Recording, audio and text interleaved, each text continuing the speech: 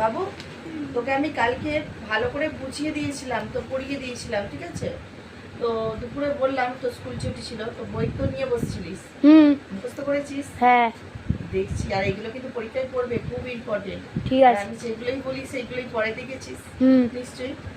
ঠিক আছে, আমি ধরছি, দেখি পারিস কিনা। আচ্ছা বল, মহাজনপদগুলির আমলে ভারতীয় উপমহাদেশে কি বদলে গিয়েছিল? অর্থনীতি ও সমাজ। বেশিরভাগ মহাজনপদ কোথায় ছিল? ওইটা কৃষিকাজ। বেশিরভাগ মহাজনপদ কোথায় ছিল? গাঙ্গেয় উপত্যকায়।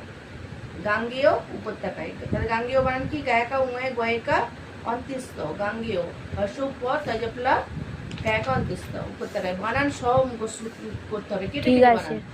তাই পাই টু পাই বলেছি, কেটে কেটে বানান করবি, তাহলে মনে থাকবে।